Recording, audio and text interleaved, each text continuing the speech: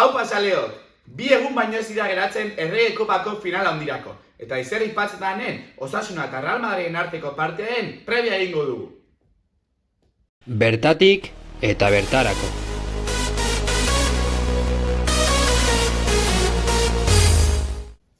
Neurketa honen analizia egiteko futbolean adituak diren 2 pertsona ditut aldamenean. Oier, Gorritzen ordezkari izango dugu gaurkoan, eta Beñat, Real Madridena. Oier, partiaren inguruan murgiltzeko, zein lan heltzen da talde Gorritzoa final honetara? Bueno, talde Gorritxoa nik uste dut bolada honean iristen dela, konfiantzaz lepo, egia esan azken astetako emaitzek lagundu egin dutela. Horrez gain, beste alde batetik, egia da, egutegian dauden neurketa kopurua dela eta hainbat jokalari fisikoki justu heldu daitezke. Baina, bueno, egia da batik bat golak egitea kostatzen zaion taldea dela, baina batik bat defentsan talde oso sendoa da, eta hori izan beharko litzateke larunbatera begira Osasunaren argudio nagusia. Ilusioz gainezka dago talde gorria, baina uste du Real Madrid ere irabazteko goekin hilko dela, ez da gainera ikusita denboraldia nolakoa den eta titulo gozeo horrekin daudela beti ere. Bai, ikusita azken jardunaldietan, liga bertan behera utzi duela, Gironan 4 galtzetik dator eta Realearenan 2 eta huts galdu zuen, gainera irudi kaskarra ematen. Eta bueno, bakigu ez, Real Madrida finaletan beste talde bat da, beste gogo batekin edo beste espiritu batekin urtetzen da, diote ADN-a dela, ez dakigu, baliteke hala izango dela, eta beste partio bat jokatuko dutela ziur daude. Futbolean adituak gela esan dizuet, beraz taktika lan horretan sartungo gara, zein izan daiteke partioaren gakoa eta talde Gorritxoak nun eukial ditu irabazteko aukera horiek edo? Bai, kontutan hartuta talde Gorritxoak neurketa ia perfektua jokatu beharko duela Madrid gaientzeko. Nik uste dut Osasunak baloi gabe batik bat sekulako lan egin beharko duela, agian neurketa luzatzea ere prorroga posible batekin nik uste dute positiboa izango litzatekeela, eta taktikarekiko batik bat defentsiboki presio altua eta gaxoa tartekatu, eta gero baloiarekin orain arte erakutsi duten maila erakutsi. Egia da, KO formatu horretan Real Madrid talde oso ona dela, eskarmentu handiko taldea dela, eta gero beti esaten duguna, aukerak ezin dira, aukerak aprobetxatu behar dira, eta erdiraketa asko jarri, jende askorekin iritsi, eta horretarako taldea fisikoki oso ondo genbarra dauka. Talde Zuritxoak zer egin beharko du finala irabazteko? Bueno, bakigu ez, Madrilen jokoa askotan txispako batzuek edo bultzatzen dutela, eta Osasunak defendatu beharko duen txispazo horietako bat Vinicius brasildarra da.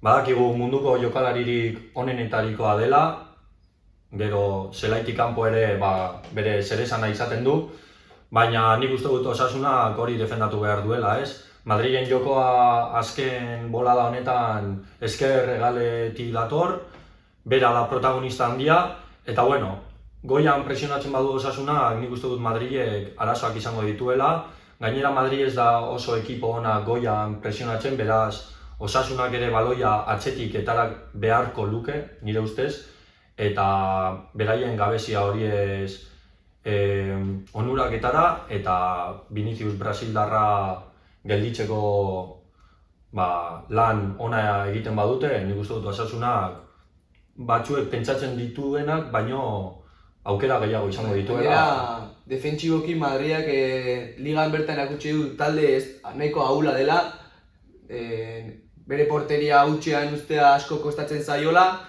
eta hortaz, Osasunak nik uste dut bere aukerak ere izango dituela, ez? Baina lehen esaten duguna, defentsiboki laguntza asko, eta gero neurketak 2 norabide izatea. Ezin da Osasuna, ezin da Kartujara iritsi eta San Fermin errezatzen hasi.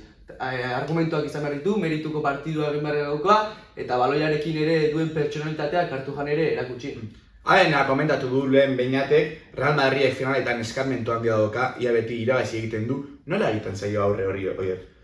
Gira da, askok esaten dutela ADN-a edo eskudoaren pisua eta ez? Ni egia esan ez dut gauza horietan asko sinisten, nik uste dut Madridak batik bat mentalki talde oso sendoa dela, agian neurketaren testu ingurua ez da bere aldekoa, baina neurketan iztu inoiz aurpegia galtzen, agian munduan hobekien lehiatzen duen taldea da, eta hortik abiatuta, horrez gain, sekulako argudioak ditu futbol zelaian, ez? Lehen komentatzen genuen, Vinicius bera, Rodrigo ere, sekulako maila erakusten ari da. Benzema bera ere, dena dakigu nolako maila duen.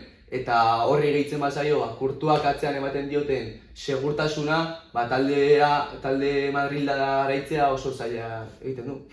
Finala zapatuan dugu, baina martitzenean Real Madridek semifinalak ditu, Champions Leagueko semifinalak dira, baina final baten bezalakoak. Bainat, zelan uste duzu Antzelotik egingo dela aurre honi, minutuak nola gestionatuko ditu, zelan egingo di aurre kalendario honi?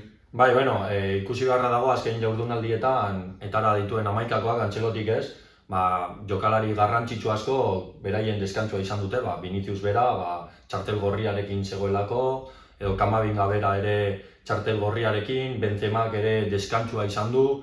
Beraz, nik uste dut final honetan hamaikako bere izarrekin etarako dela, ez? Eta partiduaren bila joango dela. Ni Antzeloti izanik, jokalari honenak etarako nituzke eta final horretan pentsatu.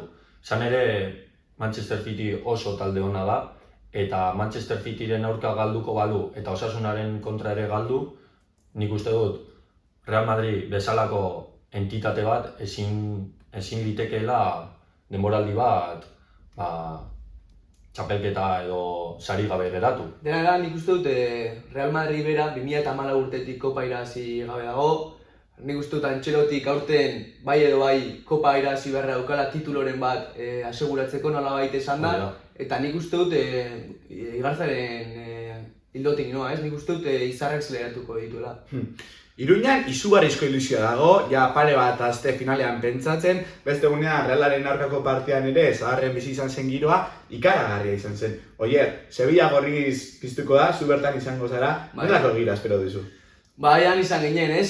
Realaren aurka zale gorritxok azken auspori eman zioten taldeari, eta guztira 24.000 gorritxo espero dira, errez esaten da, Eta hortaz, sozio bazkide naiz simpatizante denak Sevillan izateko aukera izango dute, inoiz Osasunan historian egon den uholde gorritxo handiena nolabait esateko, eta aldi berean nire aldarrikapena ere egin nahi nuke honen harira, izan ere federazioak nik uste dut probetxu batera nahi izan duela Osasunaren ilusioatik, bai sarreren prezioarengatik, bai zelaian non dagoen ikusita ere, gorritxoek 1000 kilometro egin beharko izan dituzte eta horrez gain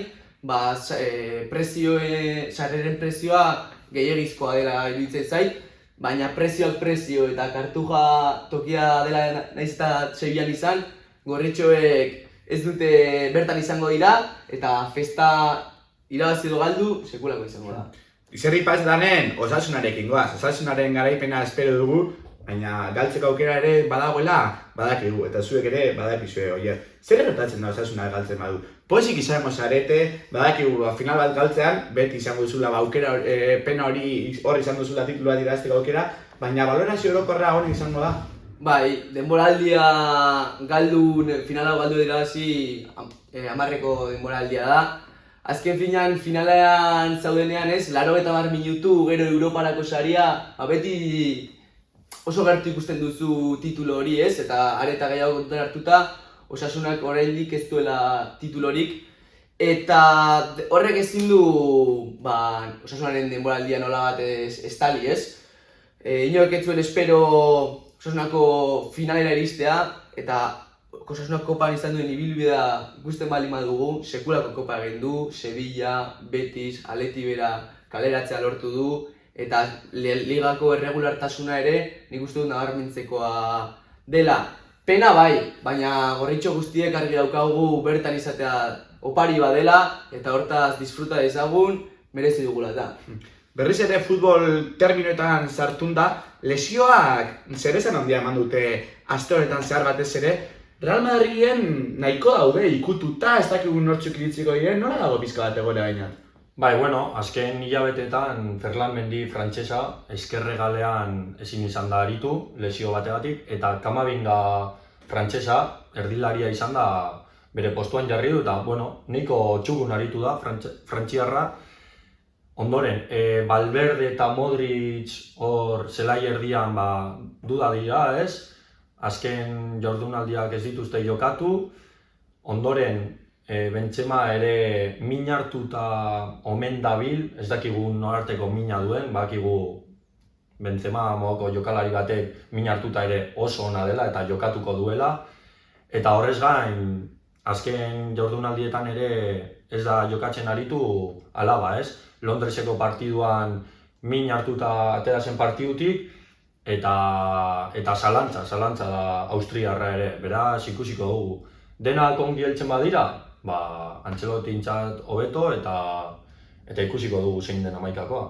Iruñarrak aiseago, lasaiago daude alde honetan, ez da, oier? Bai, Real Madrid inkognitaz beteta, Osasunak ez hainbeste, eta printzipioz Darkoz gain, beste dago gainontzeko jokalariak erabilgarri izango ditu Jagobak. Egia da, azkenengo aste hauetan, Tximi Abila, zein Lucas Torredo eta Ruben García bera, muskularki arazoak izan dituztela, eta David Garziak esan beharra dago orain dela astebete fisura izan zuela zuhurrean, baina jokatzeko prest dago. Hortaz, inkognita gutxiago, baina fisikoki badaude 3-4 jokalari justu iritsiko dilera, eta ez dakit lehiakortasun erritmo hori izango duten horrelako neurketa jokatu izateko.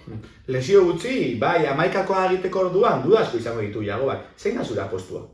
Bueno, nire apostua ATP-an Sergio Herrera izango dela uste dut. Atzeko lerroa eskumatik Ruben Peña, jadanik berreskuratuta. Erdian Aridane eta David García eta ezkerretik Juan Cruz. Zelai erdian nik uste du Lucas Torre jokatuko dela Euskarri gisa, eta bere aurretik Moi Gomez eta Moncayola. Hortaz, Aimar Orozek nik uste dut alkitik hasiko dela.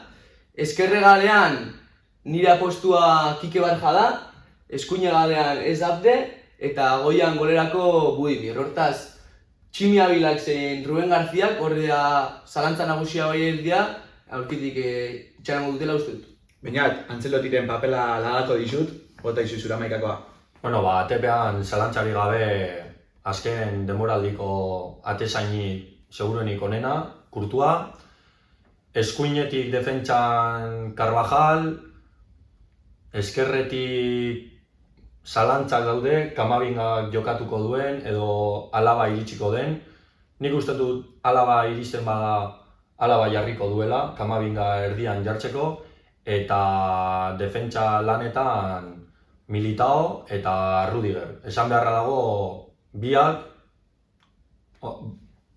zerbait nivel kaskarrarekin datozela, azken jardunaldietan erakutsi duten nivelagatik edo hankasartze handiak egin dituzte, azkena Real Arenan egin zuena Ederrek. Baina bueno, gero zelai erdian Toni Kroos, dudagabe, Fede Valverdek nik uste dut jokatuko duela, eta zalantza hori, ez? Kamabingak atzean jokatuko duen edo erdian, eta bestela Ceballos ere badu. Baina goian nik uste dut zalantzari gabe jokatuko duten hirurak Vinicius eta Rodrigo Brasildarrak, eta goian golerako Karim Benzema frantziarra. Horrelako partida baten aurrean ezinezkoa da pronostikoa galdetzea. Egin ezazu buruarekin, ez bihotzarekin, oier? Zein da zurea? Orain Peñatek hamaikakoa bere pronostikoa eta duenean esan dituen izar guztiekin jadanik pixka bildurtuta, ez baina nire pronostikoa banako emaitza da, eta penaltietara joango gara, eta penaltietan Osasunak irabazi beharko, ezta? Baina, zurea? A ber, zaila da, ez? Baina nik uste dut olako partida baten Madrilek nivela eman behar duela, eta zoritxarrez, agian Madrilek irabaziko duela, baina bueno, nik gustatuko zitzaidan, ez? Osasunak irabaztea, baina bueno, nire pronostikoa 3-1. Bueno, espero dugu Osasunak final handia irabaztea. Horrela bada, izerri patzetanek zerbait berezia egin beharko du, ez da, oier? Bai, sorpresa bai. Sorpresatxoren bat edo beste ekarriko dugu, eta gozatu Osasuna Sevilla aldetik, giro derra izango da, final bat ez da askotan bizitzen, eta irabazteko aukera duzuen, eta hori, gu gorritzekin izango garela, eta gozatu ezazuela egun ederra. Osasuna! Osasuna! Ega!